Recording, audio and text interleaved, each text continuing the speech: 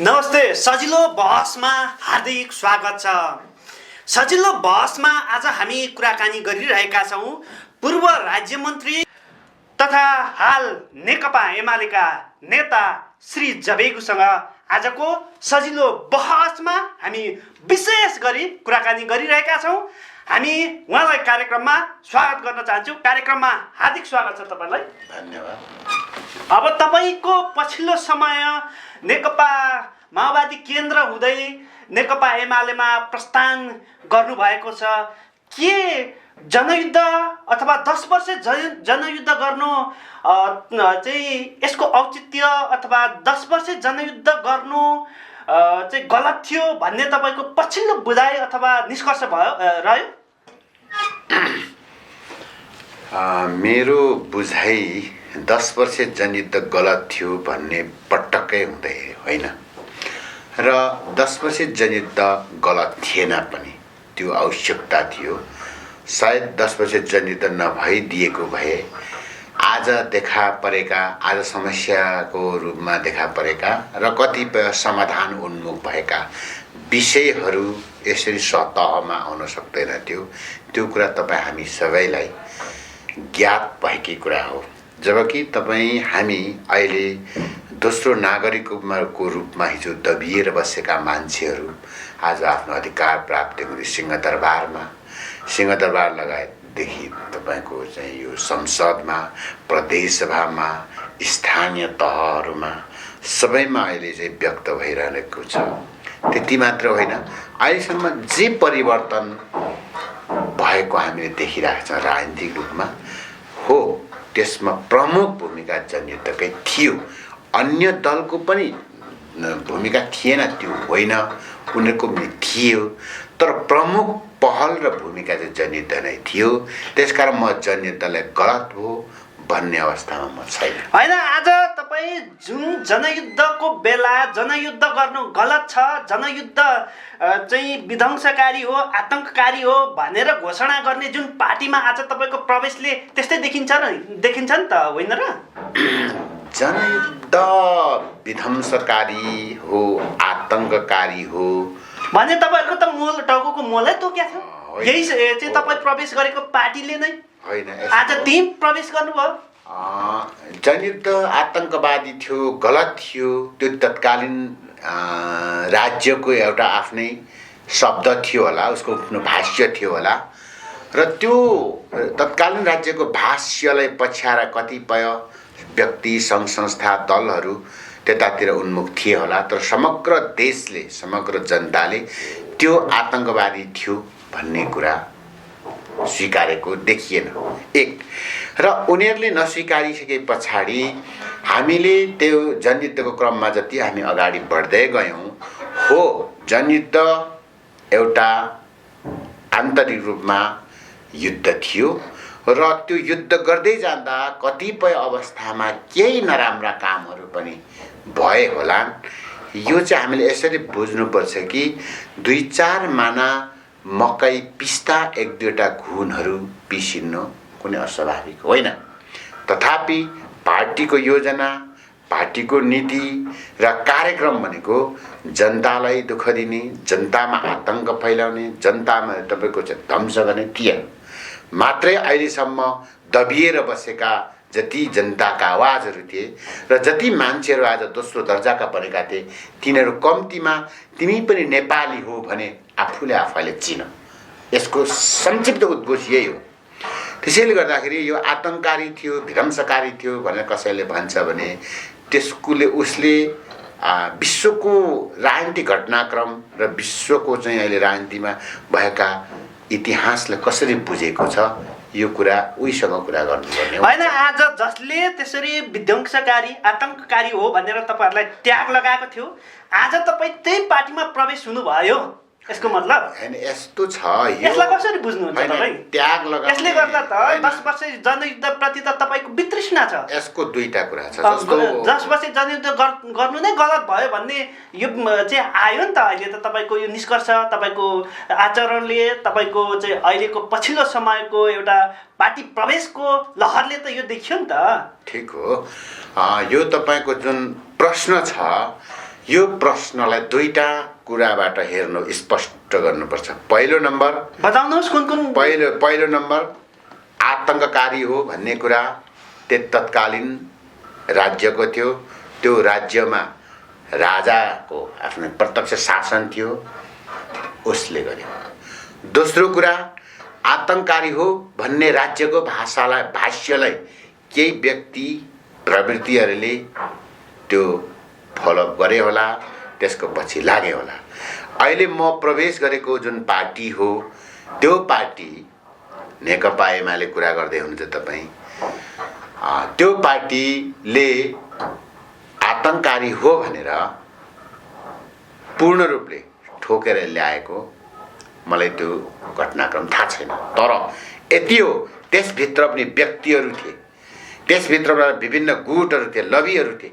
ती लबी र गुटहरूले व्यक्तिहरूले यो भन्न सक्दछन्। त्यो भनेको व्यक्तिको प्रश्न हो। रह्यो मेरो प्रवेश कसरी गयो भयो त, अन्त मेरो प्रवेश यसरी भयो। जेठ 2075 जेठ 3 गते नेकपा एमाले र नेकपा माओवादी एउटै हो नि भनेर पार्टी एकता गर्ने हाम्रो तत्कालीन श्रद्धेय अध्यक्ष कमरेड प्रचण्ड हो, पूर्व प्रधानमन्त्री एवं श्रद्धेय अध्यक्ष कमरेड प्रचण्ड हो। कमरेड प्रचण्डले नेकपा एमालेसँग पार्टी एकीकरण किन गर्यो भन्दा हामीले बुझेको सैद्धान्तिक हिसाबले, मार्क्सवाद दृष्टिकोणको हिसाबले पनि सिद्धान्त उस्तै उस्तै भएपछि, कार्यनीति उस्तै उस्तै भएपछि, सबैमा समानता भएपछि पार्टी एकीकरण हुने हो नि। पार्टी एकीकरण भइसकेपछि पार्टी एकीकरण प्रक्रिया त अगाडि बढ्यो, चल्यो। पार्टी एक थियो, नेपाल कम्युनिस्ट पार्टी नै थियो। हुँदै जाँदा पछिल्लो चरणमा सर्वोच्च अदालतले जेठ 2 गते अथवा भनौँ जेठ 2 गतेमा फर्काइदियो। माओवादी केन्द्रको माओवादी केन्द्रमा, नेकपा एमालेको नेकपा एमालेमा यति बनाइदिएको न हो। त्यसपछि त्यो भएपछि हामी हिजो काम गर्दै आउने त्यो पार्टीको शुभचिन्तक, कार्यकर्ता, समर्थकहरूले पनि के सोच्यौँ भन्दाखेरि आखिरी नेकपा एमाले र नेकपा माओवादी केन्द्रमा केही फरक रहेनछ। फरक नभइसकेपछि जता बसे पनि हुन्छ। होइन, नेकपा अहिले तपाईँको जुन पार्टीले प्रतिगमन गर्यो, संविधानमाथि कु गर्यो र संविधानले नै चाहिँ व्याख्या गरेको, अवलम्बन गरेको कुरामाथि चाहिँ घात गर्यो अथवा चाहिँ संविधान नै मास्नु खोज्यो भनेर चाहिँ नेकपा एमालेलाई विशेष गरी आरोप छ। फेरि तपाईँहरू चाहिँ कसरी चाहिँ नेकपा एमालेलाई अग्रगामी, चाहिँ राम्रो लोकतन्त्रलाई सुदृढ गर्ने, चाहिँ गणतन्त्रलाई संस्थागत गर्ने भन्ने त हुँदैन होला नि। गई संघीयतालाई पनि खारेज गर्ने कुरा चाहिँ आएको छ बाहिर। के हो बताइदिनुहोस् खासरो। यसमा नेकपा एमाले जुन पुस 5 गते भर्खरै बितेको पुस 5 गते संसद विघटनको प्रस्ताव प्रधानमन्त्रीज्यूले लानुभयो राष्ट्रपतिकोमा र संसद विघटन भयो। के यो सही थियो त? त्यो संसद विघटन सही छैन, किनकि यो संविधान सम्मत भएन भनेर देशैभरि सबैजना आन्दोलित भए। हामी पनि आन्दोलनमै थियौँ। संसद पुनर्स्थापना नै हुनुपर्छ, यो विघटन हुनु पर्दैन, हुँदैन भनेर। पछिल्लो चरणमा सर्वोच्चले संसद पुनर्स्थापना गर्यो। प्रधानमन्त्री यो भनेको प्रधानमन्त्रीको त्यतिखेरको कदम चाहिँ गलत थियो भन्ने प्रमाणित त सर्वोच्चले गरिसक्यो। त्यसैले गर्दा जनता, नेपाली जनता आन्दोलन भए, आन्दोलित भए, त्यसपछि चाहिँ सर्वोच्चमा पर्यो, रिट पर्यो, त्यसपछि सर्वोच्चले यो उसलाई पुनर्स्थापना गरिदियो। फेरि अब प्रतिगमनकारी सङ्गठनलाई तपाईँहरूले चाहिँ न्याय गर्नुपर्छ अथवा ऊ चाहिँ राम्रो हो भन्ने आधार त केही देखिएन नि त। फेरि यस्तो छ जस्तो तपाईको न्यायालयले जे फैसला गर्यो त्यो फैसला सायद संविधानमा जे थियो त्यसको आधारमा गर्यो होला, तर यसको राजनीतिक आवश्यकता र राजनीतिक पुष्टि अझै पनि हुन बाँकी छ। त्यो चाहिँ समयक्रममा हुँदै जाला एउटा। दोस्रो रह्यो त्यो कुरा संविधानको उल्लङ्घन भयो, संविधानलाई किल्चियो भन्ने जुन आरोप छ त्यो त्यतिखेर नेकपा एमाले गरे। संहिता पनि खारेज गर्ने भन्ने। संहिता खारेज कसरी गर्ने, कसले गर्ने, के कारणले गर्ने? संहिताको व्यवस्था हैन। प्रधानमन्त्री केपी शर्मा ओली त त्यो लाइन पसिसक्नु भयो अरे, आरोप छ विशेष गरी। त्यो आरोप त के भन्छन् हैन, आरोप त जस्तो म यहाँ जाँदै गर्दाखेरि यसले यसो गर्यो है, उसले उसो गर्यो, यस्ता आरोप त धेरै आउँछन् व्यक्तिलाई। जस्तो तपाईँ हामी भन्दा पनि अलिकति लिडरहरूमा त्यो नआउने कुरा भएन हैन। हिजो उहाँले संहिता गणतन्त्रको कुरा गर्दा बैलगाडाको कुरा पनि उहाँले गर्नुभयो हो नि त। फेरि बैलगाडाको कुरा पनि गरेकै हो। बैलगाडा ठिक छ, त्यो कुरामा बैलगाडाको कुरा गर्यो, तर त्यस्तोसँग पार्टी एकता चाहिँ किन गरे त हाम्रो पार्टीले? खै तपाईँको अध्यक्षले गर्नुभयो, तपाईँहरूले भन्नु सक्नु भएन त्यतिखेर? उहाँसँग गर्नुहुन्न हामीले भन्नु सक्नु भएन तपाईँ? ठिक छ, केपी ओली खराबै थिएछ, ल केपीलाई खराबै मानौँ। संहिता विरोधी पनि थिएछ, ल त्यो पनि मानौँ। गणतन्त्र विरोधी पनि थियो, त्यो पनि मानौँ। र अहिले भएको संहिता नै खारेज गर्छ, त्यो आरोप छ, ल त्यो पनि मान्यौँ। तर यस्तो मान्छेसँग क्रान्तिकारी पार्टी नेपाल कम्युनिस्ट पार्टी माओवादी केन्द्रलाई चाहिँ किन एकता गरे त? त्यसो भए प्रश्न यहाँ पनि आउँछ कि आउँदैन? आरोप त यता पनि आउँछ होला नि त। आरोप भनेको यता पनि लाग्छ उता पनि लाग्छ, तर तपाईँ हामी आरोपको पछि दौडिने होइन कि हामीले चाहिँ यहाँको अहिलेको वास्तविक स्थिति के हो, परिस्थिति के, त्यसको आधारमा जानुपर्छ। यो मेरो आग्रह हो। होइन, प्रतिनिधि सभा भङ्ग गरौँ भन्ने त थिएन भनेर प्रचण्डले बारम्बार भनिराख्नु भएको छ। उहाँले एकलौटी रूपमा भङ्ग गर्नुभयो, संविधानको चाहिँ हत्या गर्ने प्रयासै गर्नुभयो भनेर उहाँ प्रचण्डले बारम्बार भनिराख्नु भएको छ। त्यस्तो मान्छेलाई किन प्रधानमन्त्रीमा पुर्याएको त? प्रचण्डले नै होइन पुर्याएको। प्रचण्डले त्यसो नगरेको भए पुग्थ्यो त प्रधानमन्त्रीमा? अनि गर्दा आफै त्यस्तो मान्छेलाई त्यो ठाउँ दिने, अनि त्यहाँ दिइसके पछाडि अनि फेरि आफै विरोध गर्दै बस्ने त मिल्छ? प्रचण्डले नै त पुर्याएको हो, त्यो अहिले प्रधानमन्त्री बनाएको प्रचण्डले नै। खास कुरो के भएको बताइदिनुहोस् न त्यसो भने। अब खास कुरा त सहमतिका कुरा आए। सहमतिको कुराहरू 4 बुँदे सहमति, त्यो कमरेड प्रचण्ड र कमरेड केपी ओली बिचको कतिपय बाहिरिएका पनि होला। त्यही सहमतिको आन्तर्यमा यो कुरा अल्झेर एउटाले एकातिर अर्कोले अर्कोतिर भन्ने यो बबन्डर हुँदै हुँदै जाँदा यो परिस्थिति भएको मात्रै हो, यहाँ केही पनि भएको होइन। भनेपछि प्रचण्ड र केपी शर्मा ओलीको दुईजनाको आन्तरिक सहमति नमिल्दा यो परिस्थिति सिर्जना भएको मात्रै हो, त्यहाँभन्दा केही पनि होइन। सैद्धान्तिक रूपमा केही फरक छ, केही फरक छैन। होइन, वैचारिक रूपमा केही फरक छ, केही फरक छैन। दार्शनिक रूपमा केही फरक छ, केही त्यो पनि फरक छैन। अनि कार्यनीतिमा केही फरक छ, त्यो पनि फरक छैन। रणनीतिमा केही फरक छ, त्यो पनि फरक छैन।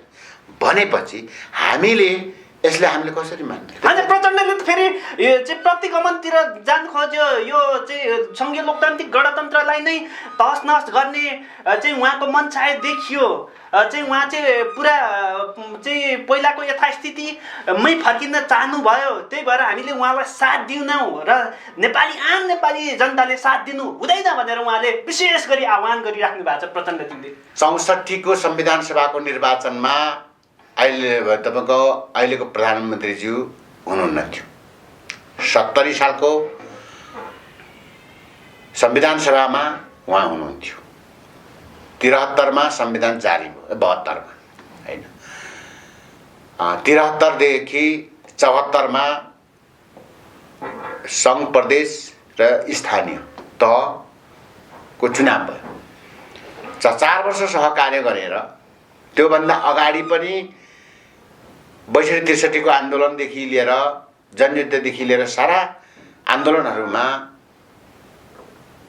कमरेड प्रचण्ड र कमरेड केपी बीचमा प्रत्यक्ष अप्रत्यक्ष भेटघाटहरू भइराखेको छ, छलफलहरू भइराखेको छ एकले आपसमा।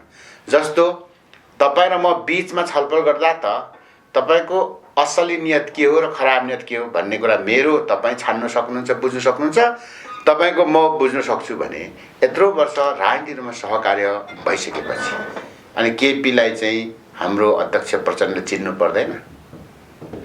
कमरेड केपीबाट प्रतिगमनमा जान सक्छ, कमरेड केपीबाट यस्तो हुनसक्छ उस्तो हुनसक्छ भनेर जान्नुपर्छ कि पर्दैन? बुझ्नुपर्छ कि पर्दैन? लिडर त नेतृत्व भनेको त दूरदर्शी हुनुपर्छ भन्छन् होइन? भनेपछि प्रचण्डको केपी शर्मा ओलीलाई बुझ्न नसक्नु पनि एउटा गल्ती भयो। मैले त्यसो भने होइन, बुझ्न सक्नुभयो कि भएन त्यो त उहाँहरूको कुरा हो, म अहिले यसको विषयमा। तर आज तपाईँले उही प्रश्नको तपाईँले गरेको प्रश्नको मैले जवाब तपाईँ मार्फत जो आएको प्रश्नको जवाब जनतामा स्पष्ट गर्नु खोज्दा पर्दा मैले भनेको मात्रै हो। त यस्तो मान्छे हो भन्ने जान्दा जान्दै पार्टी एकीकरण किन गर्नु पर्यो, वाम गठबन्धन किन गर्नु पर्यो, प्रधानमन्त्री किन बनाउनु पर्यो? होइन, नेपाली जनतालाई स्थिर सरकार, स्थायी सरकार, 2/3 सरकार र नेपाली जनतालाई आम चाहिँ सुखी समृद्धिको यात्रातिर कम्युनिस्ट पार्टीले लाने भनेर ठुलो चाहिँ गुरु योजना मास्टर डिजाइन थियो नि त कम्युनिस्ट सरकारको। अनि त्यसमा पनि त अहिले पनि त जाँदा भइगयो नि त, के बिग्रेको छ र? अहिले अब उता तपाईँको चाहिँ प्रतिगमन भने पनि के भने पनि अहिले पनि जाँदा के छैन। यो कार्यकाल म गर्छु प्रधानमन्त्रीज्यूको भने, यो कार्यकाल म गर्छु, त्यसपछि तपाईँ होइन। अब तपाईँको आउने वैशाखसम्म तपाईँ महाधिवेशन गरौँ, त्यससम्म म बस्छु, त्यसपछि तपाईँ, यस्तो कुरा त पटपट आइरहेको थियो त। त्यसो यदि साँच्चै उदार भाव यो देशलाई स्थायी सरकारै दिने, यो देशलाई बनाउने सोच भए त अहिले पनि लगातार बसेर के वेट गर्दै जानु चाहिँ के बिग्रिने? बिग्रिँदैन थियो नि त। होइन, सहमति कार्यान्वयन गर्नु भएन रे केपी शर्मा ओलीले। हो, मैले सहमति कार्यान्वयन अघि भनेकै त्यही होइन त, अघि मैले सुरु भनेकै त्यही। त्यो जब त्यो गोप्य सहमति कार्यान्वयन भएन नि, त्यसपछि मचिएको यो बबन्डर सिवाय केही पनि होइन अहिलेको अवस्था। मैले भने राजनीतिक रूपमा फरक छ त्यो पनि छैन, सैद्धान्तिक रूपमा फरक छ त्यो पनि छैन, अनि वैचारिक रूपमा फरक छ त्यो पनि छैन, दार्शनिक रूपमा फरक छ त्यो पनि छैन। भनिसकेपछि के कारणले हो त अहिलेको यो बबन्डर? कम्तीमा यो त छान्नु पर्यो होला नि त। त्यसैले गर्दाखेरि अहिलेको स्थिति यति हो भएको। केपी शर्मा ओली र प्रचण्डको कारणले गर्दा आम पार्टीको कार्यकर्ता र समग्र देशले दुःख पाएको हो स्थिति। समग्र देशले दुःख पाउँछ कि पाउँदैन त्यो त अब आफ्नो ठाउँमा छ। तर अहिले भएको यो बबन्डर, भएको यो कम्युनिस्ट पार्टी, आम जनताले त बन्द हडताल, आम सभा, अशान्तिमा चाहिँ जोर झेल्नु पर्यो नि त। यो परिस्थिति जे आएको छ नि अहिलेसम्म, त्यो भनेको यही कारण हो, योभन्दा अर्को कारणै छैन।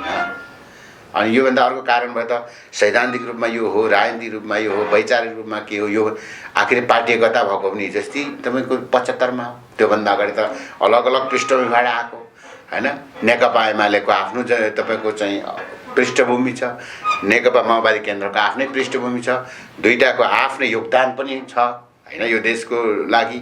त्यसैले कतिपय अवस्थामा कुन योगदान, कतिपय अवस्थामा कुन योगदान पहिलो भएर आउने एउटा प्रक्रिया होला। तर योगदान त आफ्नै प्रकारको छ, सबै दलहरूको छ नि त यो देशमा। त्यसैले गर्दाखेरि यो भइसकेपछि आज जे आरोप प्रत्यारोप, यो हामीले देखेका बबन्डरिता, त्यो व्यक्तिमाथि गर्ने लान्छना, यी सबै कुराहरू भनेका त्यति त्यो तपाईँको आन्तरिक सहमतिमा को कारण भएन भन्ने आधारमा बाहिरिएका मात्रै हुन्, बाँकी केही पनि। त्यसैले गर्दा मैले के बुझेको भन्दाखेरि एउटै पार्टी भइसकेपछि, एउटै सिद्धान्त भइसकेपछि ठाउँ चेन्ज गर्न के फरक पर्यो? म यो कुर्सीमा थिएँ, त्यो कुर्सीमा आएँ, त्यो कुर्सीमा आएँ, बसेको थिएँ, यो कुर्सीमा आएँ होइन। मानहानि लाग्ने म कुर्सी भएन। अब कुनै त्यस्तो खालको एउटा पद ओहदाको कुर्सी भए पो त्यहाँनिर मानहानि लाग्छ होइन। मानहानि हुन्छ भनेर त्यो कुर्सीमा बस्नु पाएन। अहिले अब यो बेन्च यो त्यो बेन्च र यो बेन्चमा बसिया थियो, अब यो बेन्चभन्दा यो बेन्च मलाई कम्फर्टेबल लाग्यो, म त्यो बेन्चमा सरेँ। होइन, त्यसो भने केपी शर्मा ओलीले प्रतिगमन भूमिका खेल्नु भएको होइन त? यो तपाईँको निष्कर्ष यो होइन। यस्तो हो, यो प्रतिगमन भनेको चाहिँ कस्तो हुँदै जाँदाखेरि नेताहरू बिचमा विभिन्न अन्तर्विरोध बढ्दै गयो। त्यो पहिला सहमति कारण भएन भन्ने नामबाट त्यो गर्दै जाँदा सबैले आफ्नोसँग भएका हतियार प्रयोग गरे। प्रयोग गर्दै जाँदाखेरि केपी ओली अथवा प्रधानमन्त्रीले गरेको हतियार चाहिँ सबैको सरोकारको विषय भएकोले सबैले होइन, संविधान नै हत्या गर्ने हिसाबले त हतियार प्रयोग गर्नु भएन होला नि त फेरि। संविधानले कसले हत्या गर्न सक्छ? त्यो कसैले चाहेर पनि सक्दैन। उहाँले त प्रतिनिधि सभाले भङ्ग गरिदिनु भयो ताकि संविधानले नै नदीको कुरा। त्यो संविधान मैले हत्या गर्छु भनेर मैले चाहेर पनि हुँदैन कि मैले चाहेँ भने यतिखेर हुन्छ कि मैले 2/3 बहुमत पाउनुपर्छ अनि 2/3 बहुमतले म त्यो संविधान फेरिदिन सक्छु। त्यो संविधान होइन उल्टाइदिन सक्छु। नत्र अहिलेकै परिस्थितिमा त संविधानमा त प्रवेश गर्ने अवस्थै छैन भनेपछि के को कसले हत्या गर्नु? त्यो भनेको याद अहिले हुँदैन। होइन प्रतिनिधि सभा भङ्ग गर्नु सामान्य हो त्यसो भने? प्रतिनिधि सभा भङ्ग गर्नु सामान्य कुरा होइन, त्यो भनेको जटिल विषय हो। तथापि त्यही भएर त सबै देशैभरि तपाईँ हामी लाग्यौँ र अहिले तपाईँको चाहिँ अलि सर्वोच्च समेत लागेर सच्याए त। अब उपरान्त के बन्यो ट्रेन्ड भन्दा अब नजिरै के भन्दा अब कसैले पनि यो तपाईँको संसद गठन चाहिँ यो अवस्था गर्न पाउँदैन। यो त नजिक भएर गयो होइन। त्यो भनेको तपाईँ हामी सबैको विजय हो नि त। त्यसै कारण त्यो छँदैछ। अब यसैले आधार बनेर उनी प्रतिगामी उनी अग्रगामी यो तपाईँको भनेर यो किता काट गर्ने कुरा चाहिँ मलाई त्यस्तो लाग्दैन। यदि त्यस्तो भएको भए त्यो त पहिल्यै भइसक्नु पर्थ्यो होइन। जस्तो काङ्ग्रेसको आफ्नो छ ऊ अहिले पनि अडिगमा छ होइन। तपाईँको अरू पार्टीहरू आफ्नो छ उनीहरू हो त्यसरी अडिग भएर बस्नु पर्यो कि त हो। कुनै बेला चुनावी तालमेल हुनसक्छ, गठबन्धन हुनसक्छ। बाँकी विषय आफ्नो अडिगतामा त बस्नु पऱ्यो नि त, आदर्शमा त बस्नु पऱ्यो नि त। अनि आफ्नो आदर्शमा बस्नु नसक्ने आफ्नो तपाईँको पार्टीको लाई चाहिँ तपाईँको चाहिँ एउटा नियमित ढङ्गले जुन रूपमा आयो त्यसलाई राखिराख्नु नसक्ने अनि कहिले यता मिसाउने कहिले उता मिसाउने गर्ने अनि अहिले गएर त्यो मिसाउँदै जाँदाखेरि को मान्छे कता गयो को मान्छे कता गयो त्यो व्यक्तिले तपाईँको हेरेर हुन्छ त? हुँदैन नि त। त्यसैले गर्दा यो आवश्यकता भने पनि या जे भने पनि यथार्थ भएको के मात्रै हो भन्दाखेरि आन्तरिक सहमति थियो। त्यो आन्तरिक सहमतिको सायद कति त्यो विभिन्न कारणहरूले त्यो पालना भएन होला। त्यो पालना नहुँदाखेरि मचिएको बबन्डर सिवाय यो केही पनि होइन। त्यसैले हामीले पनि हाम्रो नैसर्गिक व्यक्तिगत राजनीति गर्ने व्यक्तिगत अधिकार हुन्छ। त्यो व्यक्तिगत अधिकारलाई हामीले प्रयोग गर्नुपर्छ। चाहे तपाईँ हामी नेकपा तपाईँको चाहिँ अब त्यो नेकपाभित्रकै एउटा जुन चाहिँ दल भनौँ न नेकपा नेपाल कम्युनिस्ट पार्टीका हामी सदस्य हौँ। नेपाल कम्युनिस्ट पार्टीभित्रबाट उछिटेका अथवा सर्वोच्चले बनाएका नेकपा माओवादी केन्द्रमा बसे पनि हुन्छ, नेकपा एमालेमा बसे पनि हुन्छ। यी जता बसे पनि एउटै हुन्। अब ठ्याक्कै बताइदिनुहोस् न, तपाईँ आम लिम्बुवानी जनताको ढुकढुकीमा बस्न सफल भएको नेता है चाहिँ जनयुद्ध कालमा करिब करिब तपाईँलाई बाबुराम नजिकैको नेता भनेर पनि चिनिन्छ। अब तपाईँले पछिल्लो समयमा तपाईँको राजनीति यो छलाङ अथवा राजनीति स्थानान्तरण तपाईँको भाषामा भन्नुपर्दा तपाईँले यो स्थान रोज्न अथवा यो परिस्थितिसम्म तपाईँ आइपुग्न कसरी पर्यो अथवा यो परिस्थितिसम्म आइपुग्न तपाईँ किन पर्यो बताइदिनुहोस्। होइन म तपाईँको जनयुद्धमा अगाडि बढ्दाखेरि कुनै बाबुराम प्रचण्ड भनेर गएको होइन। जनयुद्ध हामीले सुरु गर्दै गर्दा हाम्रो गाउँघरमा अहिले जे मान्छेले कल्पना गर्छ त्यो कल्पना गरेको भन्दा पनि भयावह अवस्थामा दमन शोषणका रूपहरू थिए। अहिले धेरै हटेको छ र त्यहाँनिर यतिसम्म हुन्थ्यो कि त्यो तपाईँको चाहिँ अब शोषण दमन अन्याय अत्याचार। त्यस कारणले गर्दाखेरि यसलाई जसरी भए पनि सिद्ध्याउनु पाए भन्ने उद्देश्यले हामी जनयुद्धमा होमिएको हो। जनयुद्ध गर्दै जाँदाखेरि बहस गर्दै जाँदाखेरि तपाईँको 61 सालतिर बाबुराम प्रचण्ड बिचको सामान्य विवाद भयो। त्यो विवादको अवस्थामा पनि यो पक्ष त्यो पक्ष भन्ने थिएन, किनकि अब यसो विवाद नगर्नु राम्रो भने जनयुद्धको बेलामा भन्ने मात्रै थियो। त्यसैले म तपाईँको जनयुद्ध कालभरि म मात्रै तपाईँको बाबुरामको म भन्ने थिएन म उसमा। अब बाबुरामको चाहिँ कुन बेला भन्दा पछि पालुङटार बैठकपछि पछि तपाईँको गोर्खाको पालुङटारमा एउटा बैठक भयो अथवा ठुलो एक किसिमको भेला भयो। त्यो भेलामा यो पार्टीभित्र शान्ति प्रक्रियापछि जो 64 को तपाईँको निर्वाचनपछि प्रधानमन्त्री नै हाम्रो प्रचण्ड भइसक्नु भएको थियो। त्यसपछि चाहिँ एउटा अन्तर्विरोध सुरु हुँदै गए र त्यो चाहिँ खरी पार्टी बैठकमा बाबुराम र प्रचण्डको एउटा टिम अनि किरणको अर्को टिम थियो र त्यो पछि फेरि ठ्याक्कै त्यसको 6 महिनामा गोर्खाको पालुङटारमा चाहिँ एउटा बैठक भयो। त्यो बैठकमा चाहिँ 3टा गुट देखियो हाम्रो पार्टीमा। एउटा प्रचण्डको नेतृत्वमा, एउटा बाबुरामको, एउटा चाहिँ मोहन वैद्य किरणको थियो। त्यतिखेर चाहिँ बाबुरामको नेतृत्वलाई हामीले विचारलाई स्वीकारौँ, विचार संरक्षणको क्रममा। त्यहाँदेखि यता चाहिँ बाबुरामले नजिक रूपबाट अलिकति सहयोग गर्ने हो यो व्यक्ति भन्ने नाममा व्यक्ति हो भनेर मलाई चिनिन थाल्यो। जनयुद्धमा हामीले जनयुद्ध लड्दै गर्दा हामीले गठन गरेका जातीय सङ्गठनहरू थिए हैन। त्यो चाहिँ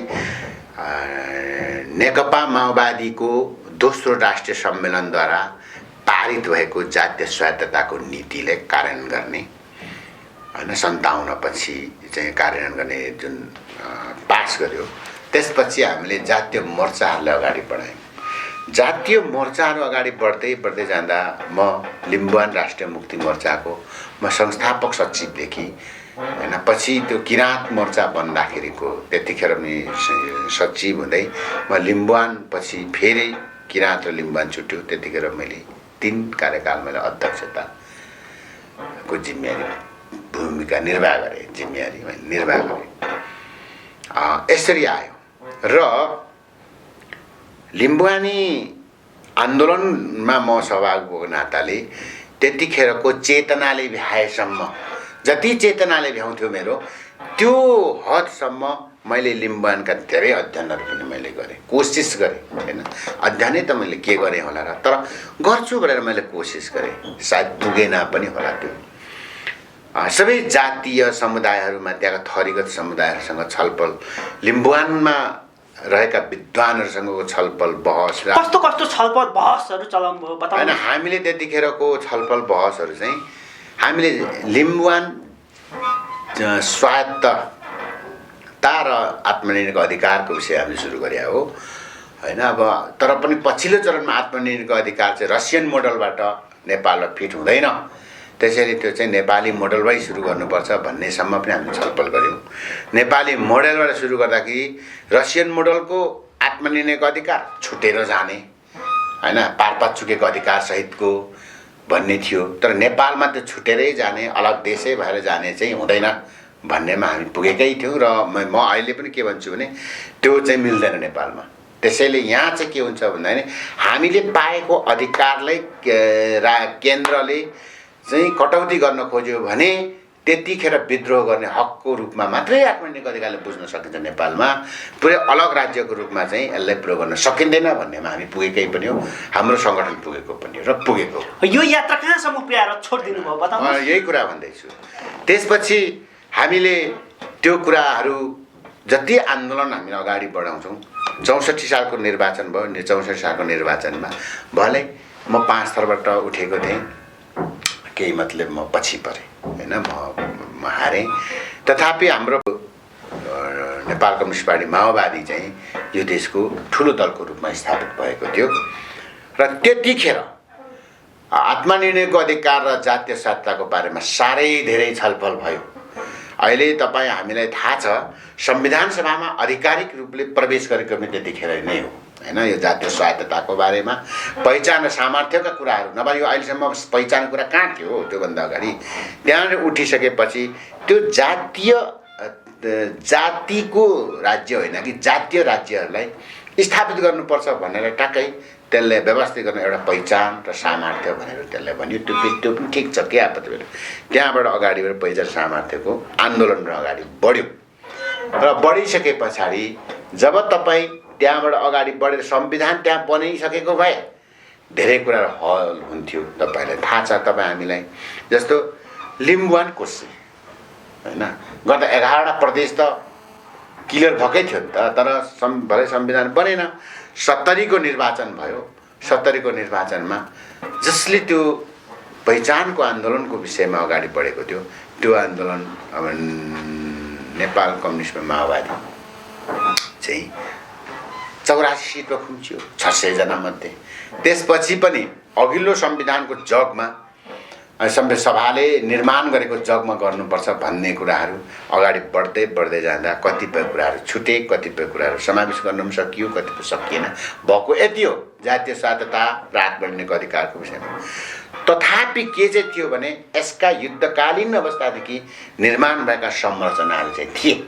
जस्तो लिम्बुवान राष्ट्रिय मुक्ति मोर्चा थियो, यता तपाईँ किराँती राष्ट्रिय मुक्ति मोर्चा थियो, मगराहत राष्ट्रिय मुक्ति मोर्चा, थिए त होइन। तपाईँहरूले हरेक तपाईँहरूको पार्टी एकता, पार्टी बैठक र पार्टी निर्णयहरूमा पनि यी कुराहरूलाई बाहिर ल्याउन अथवा पार्टीभित्र उठाउन पनि तपाईँहरू चाहिँ पार्टीभित्रै चुकेको देखिँदैन। तर यो हिसाबले पार्टी एकताको प्रक्रियाहरूमा पनि यो कुराहरूलाई तपाईँहरूले उठाउन सक्नु भएन। म यो कुरा भन्दैछु, त्यस्तो थियो संरचनाहरू, होइन? त्यो संरचनालाई अरू केही गर्न सक्दैन थियो होला, किनभने संविधान बनेर गइसकेको थियो 72मा। त्यसले गर्दा त्यो तपाईँको संरचनाहरू जो लिम्बुवान राष्ट्रिय मुक्ति मोर्चा जस्ता तपाईँको देशैभरिका जातीय मोर्चाहरू थिए, तिनीहरूले केही गर्न सक्दैन। तर के चाहिँ गर्न सक्थ्यो भने त्यसले आउने पुस्ताको लागि एउटा दिशा निर्देश गर्न सक्थ्यो, आउने पुस्ताले एउटा चेत दिन सक्थ्यो। अब अहिलेकै विज्ञानकै भाषामा भन्नुहुँदा चल्ला कोरोल लिनुको लागि एउटा तापक्रम चाहिन्छ, त्यो ताप चाहिँ दिइरहन सक्थ्यो।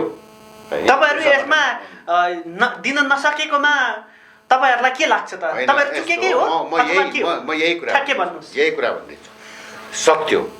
तर पार्टी एकता हुँदा कम्युनिस्ट पार्टी माओवादी केन्द्र र नेकपा एमालेको एकता जुन बेला भयो, त्यो एकता भएको बेला न विधानमा, न प्रतिवेदनमा, न नियमावलीमा जातीय मोर्चाको जब पनि उच्चारण गरिएन। हो, यसमा तपाईहरु चुकेको कि प्रचण्ड चुकेको अथवा केपी शर्मा ओलीले तपाईहरुलाई जानमा पारेको बताउनुहोस्। त्यो कुरा चाहिँ यस्तो हुन्छ, अब हामी चुकेको, प्रचण्डले चुकेको या केपी ओलीले जाला पारेको होइन। तपाईहरुले त आन्दोलन र आम जनताहरूलाई त यो सपना बाँड्नु भएको थियो नि। तर तपाईहरु जुन कुरा गर्ने ठाउँमा तपाईहरुले किन गर्न सक्नु भएन बताउनुहोस्। अब यसमा यस्तो छ, अब मैले भनेको चाहिँ तपाईँले जे भन्दै हुनुहुन्छ म यही खोजिराखेको छु। यो संरचनाहरू केपी त यो तपाईँको चाहिँ यो सङ्गठन यो मोर्चाहरूको बारेमा विरोधी नै थियो। त्यो त देखेकै कुरा हो। त प्रचण्डले त स्थापना गरेर यहाँ ल्याएको आम 17,000 मान्छेको बलिदानी गएको छ, कैयौँ घाइते भएको छ, कैयौँको सपना छ। तपाईँ स्वयं लिम्बुवान मुक्ति मोर्चाको अध्यक्ष हुनु भएको छ। यही भन्दैछु, तपाईँमाथि आम जनताको सपना छ। तपाईँको चाहिँ केपी त लिम्बुवान राष्ट्रिय मुक्ति मोर्चा लगायत जातीय मोर्चाहरूको विरोधी नै थियो, होइन? किनभने अब यस भन्ने कुरा आज तपाईँको बुझाइमा पनि हामी सबैको बुझाइमा। तर प्रचण्डले त स्थापना गरेको थियो, होइन? स्थापना गरेको र जन्माएको हो नि त, होइन? जन्माइसकेपछि केपी र प्रचण्डको बिचमा एकता हुँदा पार्टी एकता हुँदाखेरि मैले भनेको पनि कम्तीमा कमरेड प्रचण्डले यो जातीय मोर्चाको अस्तित्वसम्म चाहिँ राख्नु पर्थ्यो। किनकि यो पार्टी एकता हुँदै गर्दाखेरि हामीलाई त्यो कुरा सबै जानकारी हुने कुरा भएन। त्यो पार्टीको एउटा टप लेभलमा छलफल भयो होला, बहस भयो होला, टप लेभलमा एक किसिमको त्यसको समझदारी होइन। त्यतिखेर तपाईँहरूले आफ्नो पार्टीलाई पनि जानकारी अथवा तपाईँको पार्टीलाई सल्लाह सुझाव दिनु भएन त्यतिखेर? यो चाहिँ हटाउनु हुँदैन है। तपाईँ आफै लिम्बुवान मुक्ति मोर्चाको अध्यक्ष भएको हुनाले पनि यो हटाउनु हुँदैन है। यसलाई चाहिँ पार्टी एकतामा राख्नुपर्छ है अध्यक्षज्यू भनेर तपाईँहरूले चाहिँ सल्लाह सुझाव दिनु भएन? भनेको मान्दैन नि त, गरेन के गर्ने हामीले? अब झुन्डी मर्नु भएन। त्यसैले गर्दा हाम्रो भनेकै यही हो। सुझाव दिनुभयो मतलब तपाईले? सुझाव पनि हामीले दिएकै हो, भनेकै पनि हो। हुन्छ भने त पछि राखिए, अब के गर्नु? त्यस कारणले गर्दा मैले अहिले पनि मलाई लागेको भित्र रूपमा लागेको कुरा चाहिँ यो संरचना किन राखिएन हो। यो संरचना राखेले तपाईँको राख्दा अहिले नै यसले उलटपुलट ल्याउँदैन थियो होला। अहिले नै यसले हिजो जे चाहिँ एउटा आन्दोलनको रूपमा उठाएको थियो त्यो सबै अहिले पुरा गरिहाल्दैन थियो होला। तर एउटा साङ्गठनिक संरचना राखेर भेला बैठक मिटिङहरूमा बहस गर्नेसम्म त ठाउँ दिनुपर्छ नि त। बहुमत अल्पमत आफ्नो ठाउँमा छ, होइन? त्यो भोलि बहुमत नपुग्ला, अल्पमत नबस्ला, त्यो आफ्नो ठाउँमा छ। त यो छलफल गर्ने ढोकै बन्द किन गरियो? प्रश्न मेरो पनि यही छ। जस्तो अहिले तपाईँले भन्नुभएको छ, सोध्दै हुनुहुन्छ, मेरो पनि प्रश्न यही हो। भनेपछि आफूलाई सर्याक पर्दा भएका संरचना सबै स्वात्यभित्र हालिदिएर गोजीभित्र लुकाउँदा पनि हुने। जब सर्याक पर्दैन, आफूले असहज पैदा हुन्छ, फेरि त्यसलाई फुट्ट निकालेर अरूले देखाउने, यो मिल्छ? मिल्दैन। त्यसैले पनि मैले के भने जुन किसिमको यसमा बेइमानी कसको देख्नुहुन्छ तपाईँ बताउनुहोस्? अब यसमा चाहिँ यस्तो छ, यो बेइमानी कसको भन्दाखेरि पार्टी एकता जसले गर्यो उसैको हो। पार्टी एकता गर्दाखेरि तपाईँको यो जातीय मोर्चा जसले जन्मायो उसैको हो। यसमा किन दुई मात्रै छैन नि? पहिला कि त जातीय मोर्चाले जन्माउनु हुँदैन थियो। जातीय मोर्चाले जन्माइसकेपछि त उसको आन्दोलन त पुरा भएन होला, त्यो आफ्नो ठाउँमा छ, त्यो त विभिन्न कारणले भएन, त्यो हामी सबै बुझ्छौँ। त्यसको संरचना खत्तम गर्नु हुँदैन थियो होइन। पार्टी एकता गरिहाले पनि त्यसको संरचना चाहिँ अस्ति चाहिँ कायम गरिदिनु पर्थ्यो नि त। खोइ किन? अब यसको मतलब त्यतिखेर हामीले पार्टी अध्यक्षसँग पनि छलफल गऱ्यौँ, यसको विषय के हो आदि इत्यादि धेरै छलफल गर्दा हल हुन्छ होइन। यस्तो हल हुन्छ भन्ने त मात्र त हुँदैन। त्यस कारण यो स्थितिहरू चाहिँ आएका छन्। र आज जस्तो तपाईँले मलाई भन्दै हुनुहुन्छ, मैले हिजो जनयुद्धबाट आएर आज नेकपा माओवादी केन्द्रबाट एमालेमा प्रवेश किन गर्नुभयो? म मात्रै होइन, म को हो र साँच्चै भन्ने हो भने जस्तो यो देशको डिजाइनरको रूपमा जनयुद्धमा चिनिएका र प्रचण्डहरूसँग सँगसँगै सहकार्य गरेका कमरेड बादल जस्ता मान्छेहरू किन गए होला नि त? केही न केही समस्या छ र त गयो होला नि। विशुद्ध अरूले भनेकै जस्तो, अहिले अरूले भनेकै जस्तो विशुद्ध स्वार्थ मात्रै त होइन होला नि त होइन।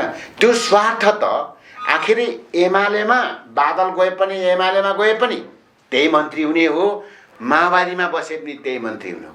पदको हकमा एमालेमा अहिले गएर पनि त्यही पद पाउने हो, माओवादीमा बस्दा पनि त्यही पद पाउने हो होइन। चुनाव भनेको भोलि जनताको हातमा छ, त्यो अलग कुरा हो।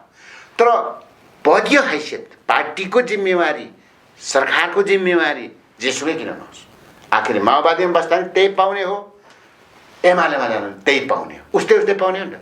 र पनि माओवादी छोडेर किन गयो होला त नेकपा एमालेमा?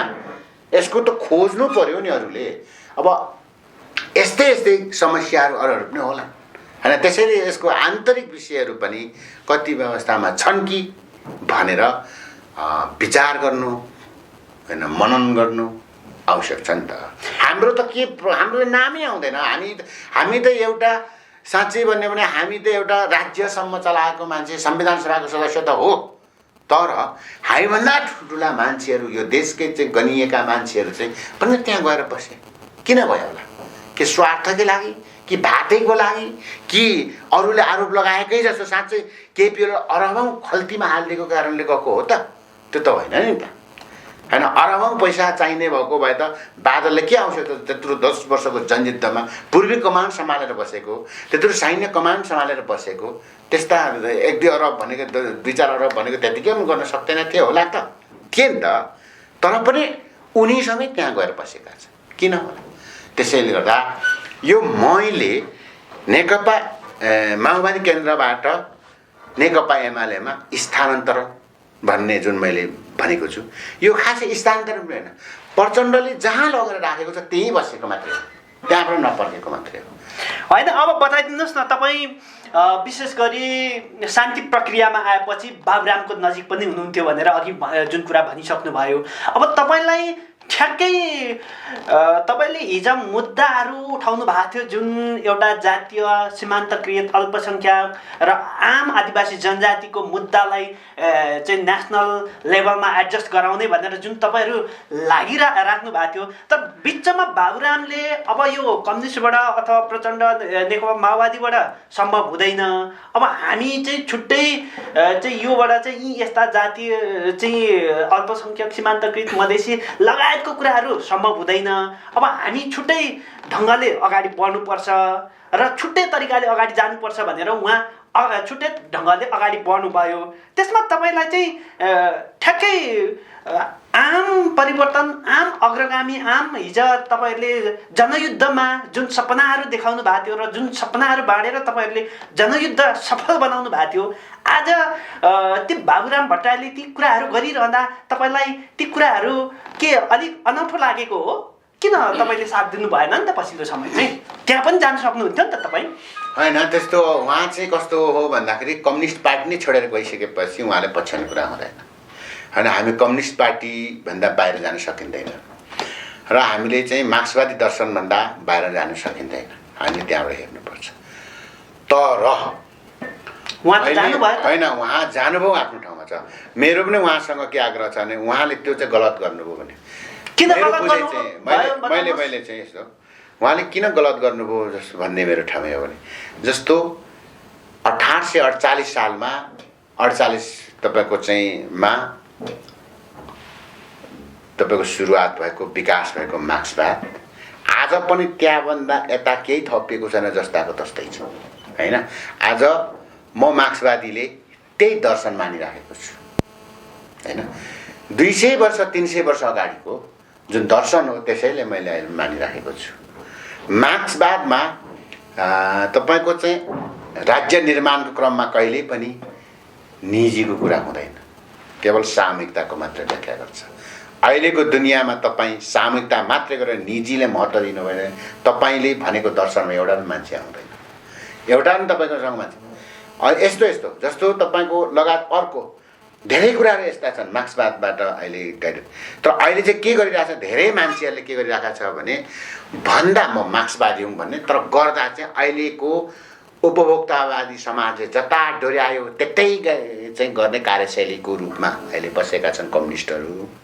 यथार्थमा यो चुरो कुरा चाहिँ के हो भने चुरो कुरा चाहिँ यो यता मार्क्सवादलाई विकास गरौँ, मार्क्सवादमा अहिलेको युग सापेक्ष बनाऊँ भन्दा चाहिँ त्यसलाई सुधारवादी भन्छन्, संशोधनवादी भन्छन्।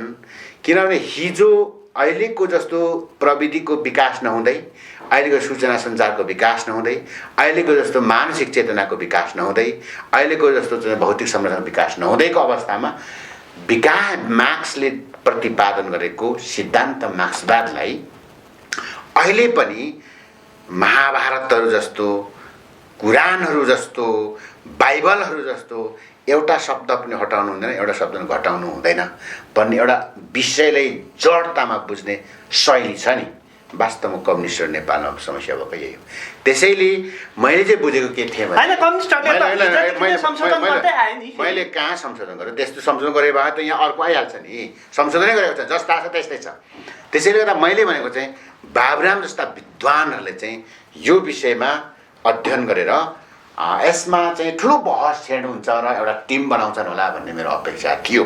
तर उहाँले त्यो गर्नु नगरेकोले गर्दाखेरि यहाँ चाहिँ उहाँले गलत गर्नुभयो कि तपाईँ हामीले कोसिस गरेर र अहिले पनि म भन्छु अबको मार्क्सवाद र नेपालमै साँच्चै तपाईँको गर्ने हो भने मार्क्सवाद र नेपालको रैथाने दर्शनलाई संयोजन गर्न सकिएन भने के पनि हुँदैन। यो कुरा हो नि त। जस्तो रायरको मुन्धुम छ, हाम्रो मुन्धुम छ, अरू त्यस्तै यहाँका स्थानीय छन् त थुप्रै दर्शनहरू। ती दर्शनहरू र मार्क्सवादको बिचमा जस्तो मार्क्सवाद चाहन्छु नै त होइन, मार्क्सवादले संसारलाई तपाईँको चिर्न सक्ने दर्शन हो। तर फरक यति हो कि त्यो हिजो एउटा सापेक्षतामा उल्लेख भएको दर्शन चाहिँ अहिले पनि त्यसमा त्यसलाई संशोधन गर्ने होइन कि त्यसमा त थप विकास गर्न नसक्दाको यो समस्या हो। त्यसैले यहाँ थप विकास मार्क्सवादमा थप विकास गर्न सकेनन् भने कम्युनिस्टहरू समाप्त हुन्छन्। यो कुरा तपाईँ पछि पनि बुझ्नु होला। कम्युनिस्टहरू किन समाप्त हुन्छन् भन्दाखेरि त्यो मार्क्सवादमा जे कुरा लेखिएको छ त्यसको अहिलेको समय र सन्दर्भ परिस्थिति अनुसार विकास गर्न सकेनन् भने समाप्त हुन्छन्, सकिन्छन् भोलि। होइन फेरि तपाईँको पनि लाइन यही हो भने त तपाईँ पनि सकिँदै हुनुहुन्छ त अनि कम्युनिस्ट नै पकिनु भन्दैछ। म भन्दैछु यो त तपाईँको मेरो पनि चिन्ता हो होइन। त्यसैले गर्दाखेरि यो चाहिँ नेताहरूले जान्न सक्नुपर्छ भन्ने हो मेरो बुझाइ अहिले होइन। हिजोको नेताहरूले जे गरे तर अब आउने उदयमान नयाँ तपाईँको चाहिँ युवा नेताहरूले चाहिँ यो विषयमा चिन्तन गर्नु। केपी शर्मा ओलीलाई यो सुझाव दिँदै हुनुहुन्छ तपाईँ अहिले? होइन यस्तो उहाँसँग छलफल बहसमा पनि यही छ। अब मार्क्सवादमा यो हो भन्ने कुरा विषय आउँदाखेरि छलफल किन नगर्ने होइन।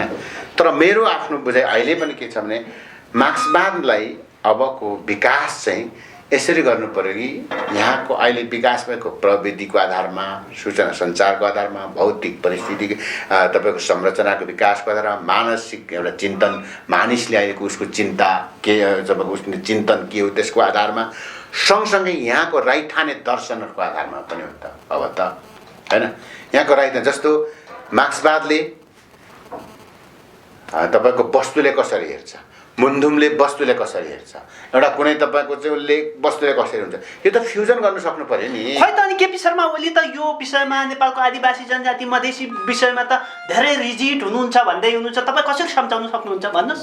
होइन, मैले त यस्तो रिजिड हुनुहुन्छ कि हुनुहुन्न थाहा छैन, संविधानमा जे अहिले व्यवस्था छ त्यो गर्ने हो, त्यो कुरा भइराखेकै छ होइन। आयोगहरू गठन गरेकै छ, मान्छे आयोगहरूले त कामै गरेन, भाषा आयोगले काम गरेन, जनजाति आयोगले काम गरेन, अथवा त्यो आयोगलाई पनि अझ कल्याप्स गर्ने योजनातिर लाग्नु भएको छ अरे। त्यो चाहिँ हो याद हो, त्यो संविधानमा व्यवस्था भइसकेको कुरा कसैले कल्याप्स गर्दा कल्याप्स हुने होइन। तर त्यो आयोगहरूले काम गरेन भने किन गरेन, त्यो त अब नागरिकले पनि त प्रश्न उठाउनु पर्यो त्यो आयोगको विषयमा, किन उठाउँदैन त नागरिक? होइन, केन्द्रबाट मैले अस्ति भाषा आयोगको एकजना पदाधिकारीले सोधेको थिएँ, भाषा केन्द्रबाट बजेट छुटिँदैन, आवश्यकता अनुसार प्लानिङ अनुसार बजेट छुटिँदैन, बजेट नछुटिएपछि भएको र गर्न खोजेको प्लानिङहरू सबै विफल हुन्छ। त्यसो भने त किन केन्द्र सरकारले यसो गर्छ? उसले भण्डाफोर आउनु पर्यो नि त, अनि त्यहाँ बसेर टाँकिएर बस्ने, अनि यसो गुनासो गरेर बस्ने भाषा आयोगको मान्छे त्यसो भने आउनु पर्यो। यो यस्तो यस्तो भएन, यस्तो यस्तो भएन, बाहिर तपाईँ हामी जस्तो तपाईँलाई यो कुरा बुझाउन आउनु सक्नु पऱ्यो नि त। अनि भाषा आयोगमा बस्ने अनि गुनासो गर्दै बस्ने हुन्छ त, त्यसले त्यो हुँदैन। त्यसैले नागरिकहरूले पनि त्यहाँ प्रश्न उठाउनुपर्छ, आयोगहरूले किन काम गरेन, के काम गर्नुपर्छ, किन गरेन, र कुन कुन सन्दर्भमा कुन कुन नियम कानुनले दिएन, र त्यो यो काम गर्नु खोज्दाखेरि के भएन, यो कुरा त हामीले नागरिकले जान्न पाउनु परेन। त्यसैले गर्दाखेरि कसैले त्यो आयोगलाई क्लास गर्दा क्लास हुने, कसैले तपाईँको चाहिँ जगाउँदा जग्ने होइन क्या, त्यो जाग्ने होइन। त्यसैले गर्दा यो भनेको संविधानमा उल्लेखको कुरा हो, संवैधानिक आयोगको कुरा हो। त्यसैले गर्दाखेरि आदिवासी जनजातिहरूको विषयमा रिजेक्ट हुनुहुन्छ, अनुदार हुनुहुन्छ, यस्ता कुरा भन्ने भन्दा पनि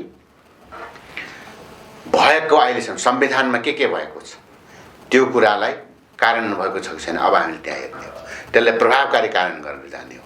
र बाँकी तपाईँ हाम्रो आदिवासी जनजातिका आवाजहरू छन्, मुद्दाहरू बाँकी छन्, त्यो कुरा चाहिँ एउटा कुनै बेला सन्दर्भअनुसार त्यसलाई तपाईँको संविधानमा व्यवस्था गर्नको निम्ति पहल गर्ने हो। अब बाहिर मात्रै चोकमा व्यवस्था गरेर त हुँदो रहेनछ नि त। हिजो हामीले तपाईँको आफ्नै स्थानीय आफैले सरकार चलाएको, हामीले होइन जनसरकार चलायौँ, जिल्ला चलायौँ, हामीले त्यतिखेरको जनसरकार गाविस चलायौँ, वार्ड चलायौँ, तर यहाँ सिंहदरबारबाट अनुमोदित नभएकोले गर्दाखेरि ती सबै आज कल्याप्स भए। त्यसमा सडकमाले चाहिँ के गर्नु पर्यो भन्दाखेरि सडकको बलमा सदनबाट त्यसलाई तपाईँको चाहिँ प्रोसेसमा हाल्नुपर्ने रहेछ, विधिहरूको निर्माणको निम्ति, नीतिहरूको निर्माणको निम्ति, कानुनको निर्माणको निम्ति। त्यो काम चाहिँ हामीले गर्नुपर्ने हुँदो रहेछ। र जुन दिनसम्म त्यो विधिमा प्रवेश गर्दैन, त्यो पद्धतिमा जाँदैन, त्यो तपाईँको सदनबाट, त्यो दिनसम्म त कराउने त हुन्छ, मान्छेले आफ्नो आत्मरति पुरा गर्ने त हुन्छ, तर त्यो कराइरहने मात्रै हुन्छ, बाँकी केही पनि होइन। अब तपाईँलाई आम लिम्बुवानवासीले एउटा गर्ने क्वेसन, अब श्री जविगुले लिम्बुवानी चाहना, लिम्बुवानी भावना र आम लिम्बुवानी चाहिँ इतिहासबाट जुन आशा गर्ने कुराहरू श्री जविगुबाट लगभग आशा नगरी हुन्छ भन्ने के हो? म त्यस्तो भन्दिनँ। म तपाईँको होइन, मलाई ठ्याक्कै त के बताउनै पर्यो र भएकै त्यही छ, म जे छ त्यही कुरा बताउने त हो। लिम्बुवानी जनताले मबाट ठुलो आशा गरेका थिए, आज वज्रपात पर्यो। अब होइन, त्यो वज्रपात पनि पर्दैन, के पनि पर्दैन, वज्रपात पर्यो भन्ने आइरहेछ नि त। होइन, लिम्बुवानी होइन, त्यो त्यस्तो वज्रपात केही पाएन। त्यो वज्रपात पर्यो पनि होइन, त्यो के पात परे पनि त्यो चाहिँ पहिला संविधान बनेकै दिनै बनिसकेको परिसकेको हो, त्योभन्दा अहिले पछि पर्नेवाला केही पनि छैन।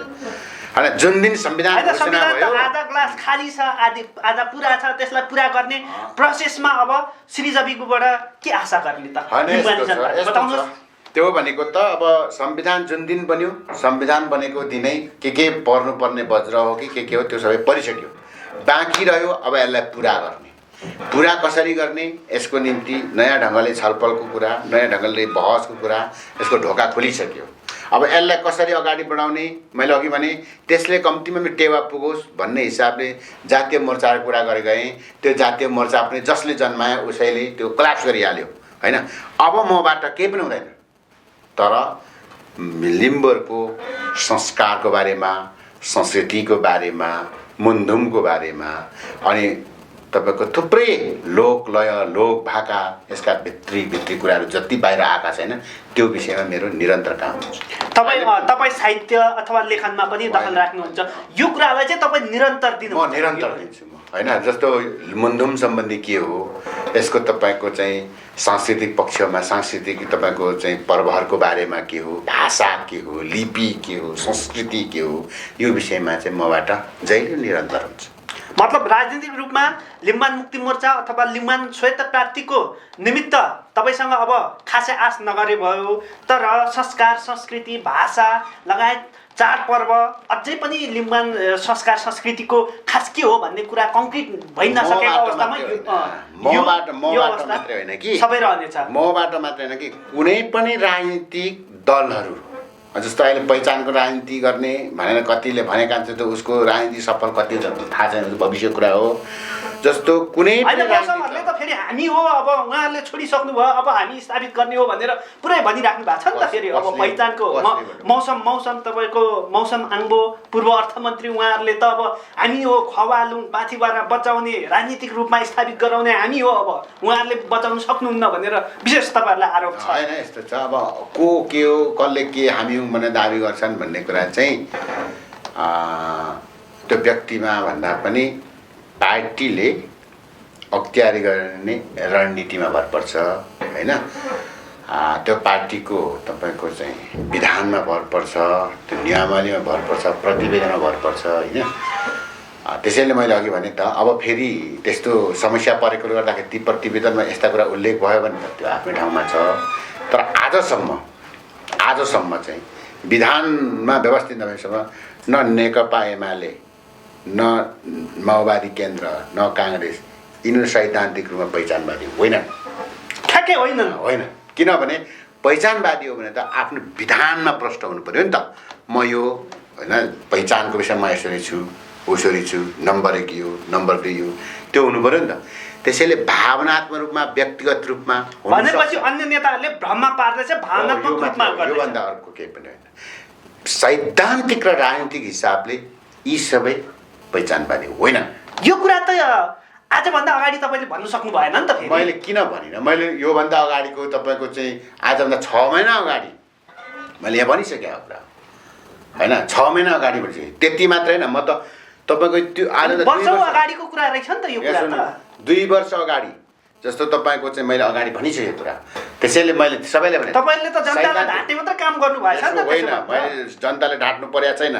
जनताले प्रश्न छ, मैले ढाँटेर ढाँट्ने पनि होइन, मैले तपाईँको झुक्याएर झुकिने होइन। मैले के भने राजनीतिक रूपले, सैद्धान्तिक रूपले जब मैले आस्था लिएको पार्टीको विधानमा, प्रतिवेदन, नियमावलीमा कुनै व्यवस्था छैन भने म राजनीतिक सैद्धान्तिक रूपले पहिचानवादी हो भनेर तपाईँ नसम्झिनुहोस्। मैले भनेकै यही हो, नराम्रो भए पनि राम्रो भए पनि।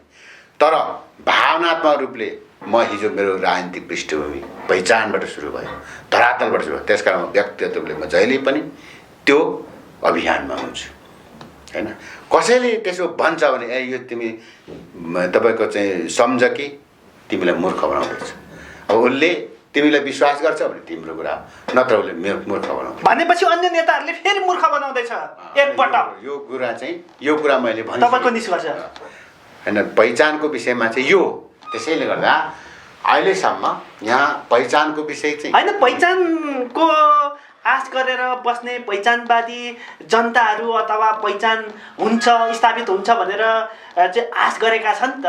ती जनताहरू त जहिले आशमै मर्ने भएछ। यस्तो हुन्छ, त्यो त अब यताबाट त आश नगरिने भयो अब होइन। आफ्नै तरिकाले माओवादी, नेकपा, काङ्ग्रेस कुनैबाट आश नगरेको हुन्छ होइन पहिचानको विषय। तर फेरि कुरा यो हो नि, फेरि आश नगरे हुन्छ भन्ने नाममा फेरि भोलि तपाईँको चाहिँ यसलाई कार्यान्वयन त राजनीतिक दलबाटै हुन्छ होइन। राजनीतिक दलभन्दा बाहिर त्यो तपाईँको नागरिक समाज, सङ्घ संस्थाहरूबाट सम्भव हुँदैन यसको निम्ति। त्यसैले गर्दा मैले भनेको चाहिँ मेरो कामना छ ल पहिचानवादी साथीहरूले यो देशमा चुनाव जितुन् दुईटै सिद्ध गरून् अनि आफ्नो तरिकाले चाहिँ संविधान संशोधन गरेर अहिले लिएर आउन्। मेरो स्वागत छ।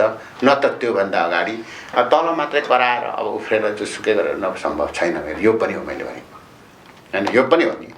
अब र अहिले पनि म कामना गर्छु, जुन पहिचानको विषयमा म राजनीति गर्छु भन्ने दलहरू छन् उनीहरूलाई चाहिँ मेरो शुभकामना छ।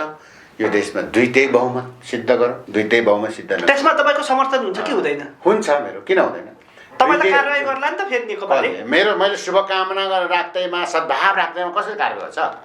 त्यसैले दुईटै बिना संविधान छुन पाउँदैन होइन। दुईटै बिना उसले संविधान छोइसकेपछि तपाईँको उसले पारित गर्न सक्दैन।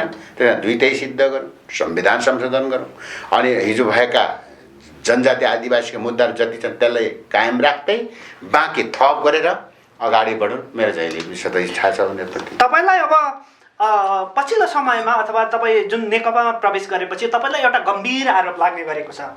तपाईँ ठुलो आर्थिक प्रब्लममा पर्नुभयो अरे र तपाईँ 84 व्यञ्जनमा अथवा त्यो भोज खान जानुभयो अरे। ठ्याक्कै कुरा के हो बताइदिनुहोस्। अब तपाईँलाई ठुलो आरोप छ है यो। अब कतिवटा खानेकुरा खाँदा 84 व्यञ्जन हुने?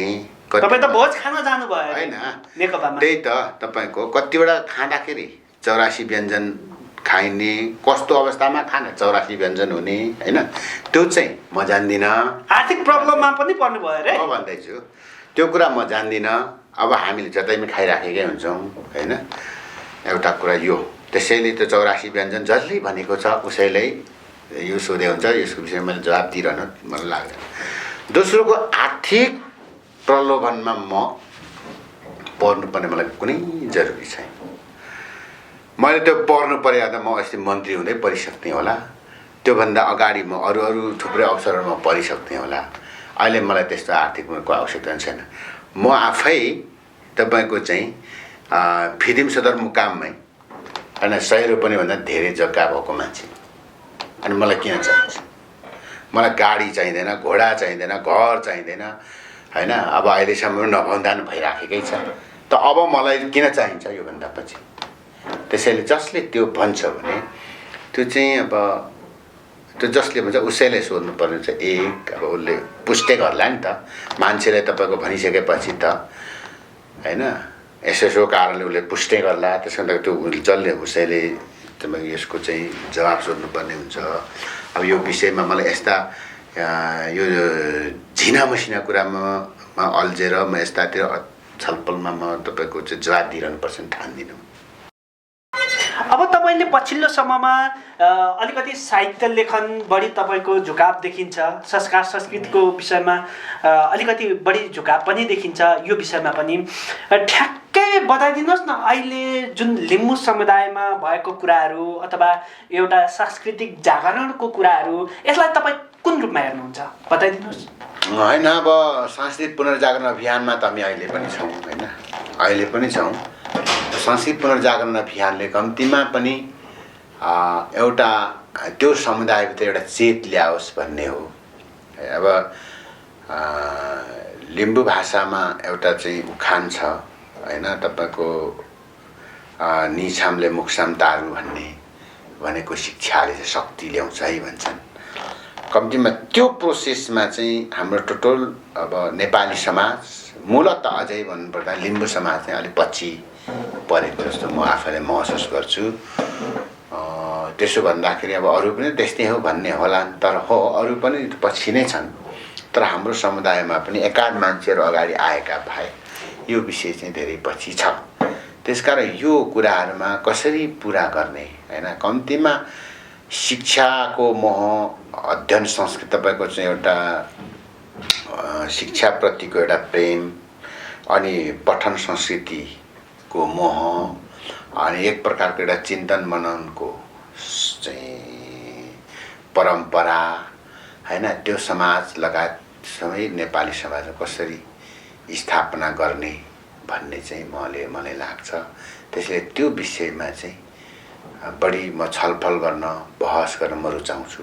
के गर्नु पर्ला अब लिम्बू समुदायले सांस्कृतिक पुनर्जागरण र भाषालाई चाहिँ अझ व्यापक बनाउनको लागि अथवा लिम्बू साहित्यलाई अझ व्यापक बनाउनको लागि के गर्नु पर्ला जस्तो लाग्छ तपाईँको विचारमा बताइदिनुहोस्। होइन अब यस्तो हुन्छ, पहिलो कुरा के गर्नुपर्छ भन्दा पनि यस्तो छ, अब सबै एकले अर्कालाई तपाईँको चाहिँ एकले अर्कालाई को अस्तित्वलाई स्वीकार्ने र यो दुनियाँमा एउटा व्यक्ति सबै विषयमा जान्ने हुँदैन। उसले एउटा विषय जानेको हुन्छ, अर्कोले अर्को विषय जानेको हुन्छ। सायद त्यही भनेर होला दुनियाँमा मान्छे विशेषज्ञ मात्रै हुन्छ, सर्वज्ञ हुँदैन भन्छन् हैन। यो एउटा एक किसिमको अस्तित्वलाई स्वीकार्ने एक आपसमा हैन, म बाहेक अरू जान्ने छैन भन्ने एक किसिमको कतिपय त दम्बहरू देखिन्छ। त्यस्तो कुराहरूबाट माथि उठ्ने र हामीसँग कतिपय अवैज्ञानिक ढङ्गले भएका क्रियाकलापहरू छन्, त्यसलाई हटाउने र अहिलेको समय सापेक्ष बनाउने हाम्रो समाजले। त्यसो भयो भने ठिक भइहाल्छ नि। अस्तित्व स्वीकार्नु पर्यो कम्तीमा हैन। एकले अर्काको अस्तित्व स्वीकार्न सक्नु पर्यो र सकिँदैन भने पनि त्यसको चाहिँ तपाईँको चाहिँ खण्डन गर्नु पर्यो भने पनि त्यसलाई एउटा रचनात्मक ढङ्गले गर्नु पर्यो। जसरी तपाईँको चाहिँ तर समुदायमा त्यस्तो देखिँदैन नि, देखिँदैन। त्यही र त भनेको त्यसलाई चाहिँ के भन्छ भने त्यो प्रतिस्पर्धालाई चाहिँ ध्वंसात्मक भन्छन् हैन। त्यसैले रचनात्मक हुनु पर्यो। जस्तो तपाईँ अहिले भएको चाहिँ ध्वंसात्मकतिर जान्छ हो, जाँदैछ अहिले हैन। जस्तो तपाईँसँग भएको तपाईँको घरमा 10 लिटर दिने दुध दिने गाई छ भने मैले तपाईँसँग प्रतिस्पर्धा गर्नै पर्छ। तर त्यो प्रतिस्पर्धा चाहिँ कसरी गर्नु पर्यो भन्दा तपाईँको घरमा 10 लिटर दुध दिने गाई छ भने मैले 11 लिटर दुध दिने गाई कसरी आर्जन गर्ने भनेर म प्रतिस्पर्धा तपाईँसँग गरेँ भने त्यो रचनात्मक भएर गयो।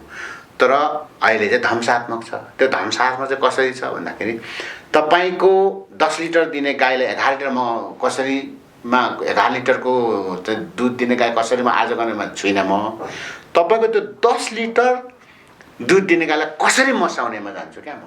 त्यसो भइसकेपछि त्यो चाहिँ रचनात्मक, त्यो ध्वंसात्मक। गाईको खुट्टा काट्नेमै गइराखेको छ अहिले।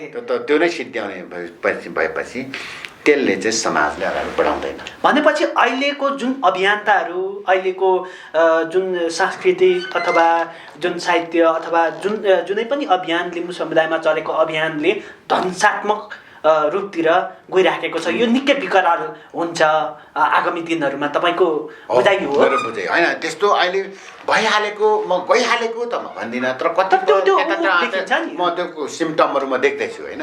त्यसले चाहिँ तपाईँको हाम्रो समुदायको निम्ति यो भयावह स्थिति चाहिँ यसले ल्याउँछ। अहिले नै सचेत हुनु पर्यो। अहिले नै त्यो ध्वंसात्मक भन्दा पनि रचनात्मकतिर जानु पर्यो भन्ने तपाईँको सुझाव। कार्यक्रममा समय दिनुभयो, तपाईँलाई धेरै धेरै धन्यवाद। धन्यवाद तपाईँको। यो यस्तो अब अप्ठ्यारो बेला तपाईँले यो ठाउँमा आएर यस्तो तपाईँको टिभीबाट मैले आफ्नो विचार राख्नको निम्ति एउटा अवसर दिनुभएकोमा तपाईँ लगायत तपाईँको सम्पूर्ण युनिटलाई मेरो तर्फबाट पनि